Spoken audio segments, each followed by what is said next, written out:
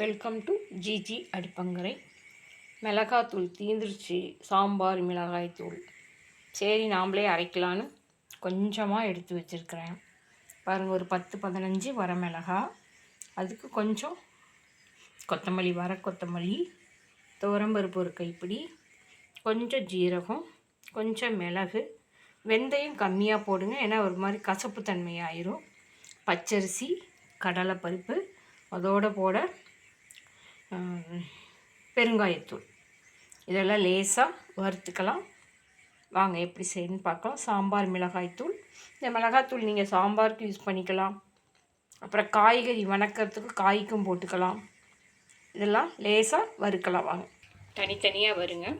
First துவரம்பருப்பை வறுக்கிறேன் நான்.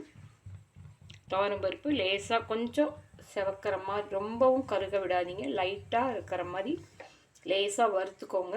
அந்த ஈரப்பதம் போகிறதுக்காக தான் நான் இது எல்லா பொருள்களையும் வெயிலில் கொஞ்சம் ஒரு 2 மணி நேரம் காய வச்சுருக்கிறேன். வெயிலில் காய வச்சு வறுக்கிறப்போ ஈஸியாக இருக்கும். துவரம்பருப்பு இந்த மாதிரி நல்லா வறுத்துக்கோங்க. அடுத்தது கடலைப்பருப்பை நல்லா வறுத்துக்கோங்க. அடுப்பை சிம்மில் வச்சு வறுத்துக்கோங்க. தீயாமல் பார்த்துக்கணும்.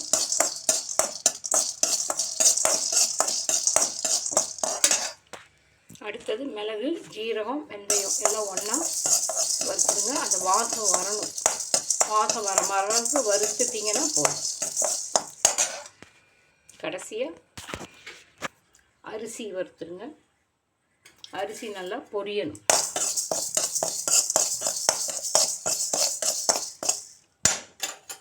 அரிசி நல்லா பொரியிற மாதிரி வறுத்துடும். கடைசியாக மிளகாவை லேசாக அந்த காரம் இதாக வர வறுத்துக்கோங்க.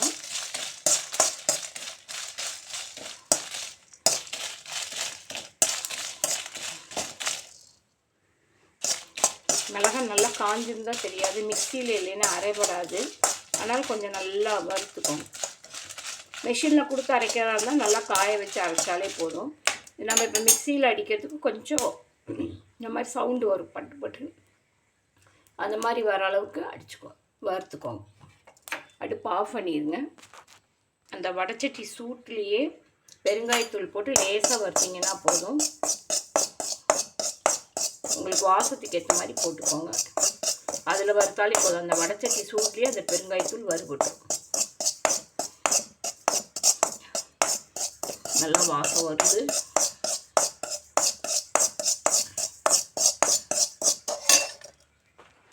போதும், இறக்கிடலாம். இது ஒரு 10 நிமிஷம் ஆற விடுங்க. சூட்டோடு அரைச்சிங்கன்னா தண்ணி விட்ட மாதிரி ஆயிரும். கொஞ்சம் ஆற விடுங்க. ஒரு 10 நிமிஷம் நல்லா ஆறின பிறகு மிக்சியில் அடித்து எடுத்தோம்னா சாம்பார் தூள் ரெடி. பார்க்கலாம். இப்போ பார்த்தீங்கன்னா மிக்சியில் நல்லா மிளகாத்தூள் அரைச்சாச்சு. இது பாருங்கள், நல்லா கொஞ்சம் பிறுபிறுன்னு, ரொம்ப நைஸாக அரைக்காமல் பிறுபிறுன்னு அரைச்சாச்சு. இது அரைச்சோன்னே இது சூடாக இருக்கும். அதனால் இதை என்ன பண்ணுங்க, ஒரு தட்டில் கொஞ்சம் நேரம் போட்டு ஆற விடுங்க. தட்டில் இப்படி போட்டு ஆற விட்டுருங்க. நல்லா ஆறின பிறகு ஒரு பாக்ஸில் எடுத்து வச்சுக்கோங்க. நமக்கு தேவையான போது ஃப்ரெஷ்ஷாக அப்பப்போ நம்ம இந்த மிளகாத்தூள் அரைச்சிக்கலாம். டேஸ்ட்டாகவும் இருக்கும். செஞ்சு பாருங்கள். இதை குழம்பெல்லாம் வச்சு பாருங்கள். குழம்புக்கு காய்க்கெல்லாம் போட்டு பாருங்கள். டேஸ்ட் எப்படி, இதனுடைய ஸ்மெல் எப்படி, டேஸ்ட் எப்படி இருக்குதுன்னு எனக்கு சொல்லுங்கள், கமெண்ட் பண்ணுங்கள். Follow my channel, subscribe my channel and like my channel. Okay, next வீடியோவில் பார்க்கலாம். பாய்.